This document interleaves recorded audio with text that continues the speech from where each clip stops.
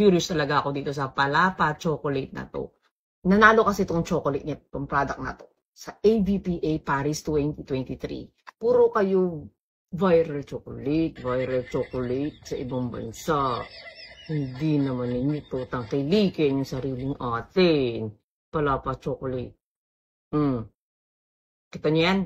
Palapa chocolate.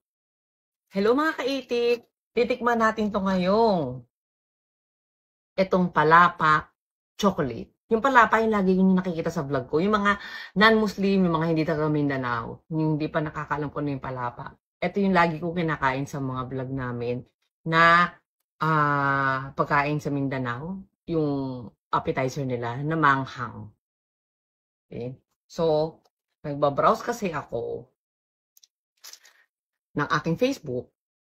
Tapos, naisip ko lang, di ba may mga nagbabiral ng chocolate ngayon, kunafa na yan. Naisip ko, sa sarili ko, sabi ko, meron kayong palapa chocolate? Abay, meron nga palapa chocolate. Kalain yun, kaya message kagad ako sa Cacao Meranao. Ayan, from Lanao yan. Yung Lanao del Sur yata, Lanao del Norte. Pero yung nakita ko sa LBC ko na resibo, pinadala kasi ito through LBC. Nakalagay doon from Lanao del Norte. Ayan. Tignan yung kanilang Facebook page. Pwede kayo mag-order doon. Titikman natin. First time ko itong titikman. Palapa chocolate. Tignan natin to.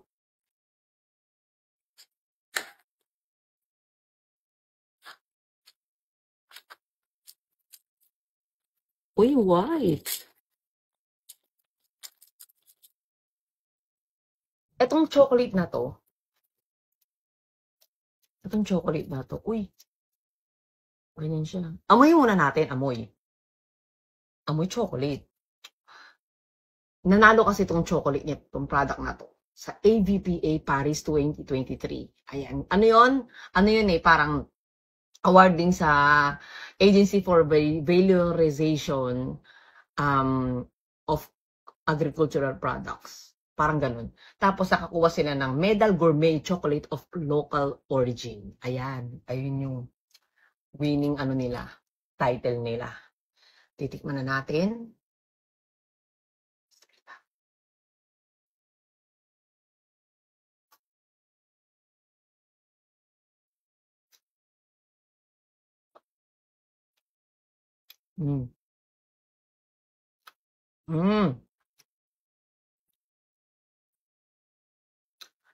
The chocolate itself, mga be.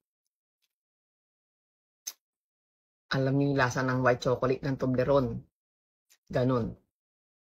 Tapos, hindi mo masyadong malalasahan yung palapa ng first bite mo. May anghang siya. May anghang na chocolate. Sarap. Ang sarap.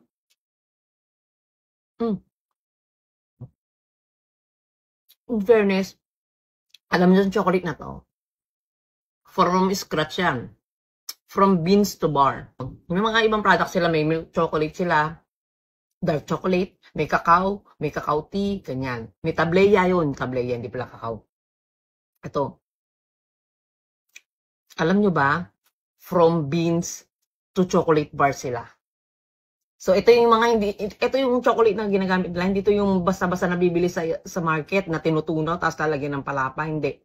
From beans to chocolate bars. Ito, with palapa. Uy, sasabi ko sa inyo, support tayo ng support ng chocolate ng ibang bansa. Bakit hindi natin supportan yung sariling atin? At makakatulong din tayo sa mga local farmers natin na nagtatanim ng kakao.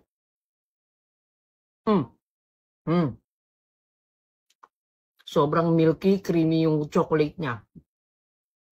And maanghang siya, maanghang mga be, maanghang.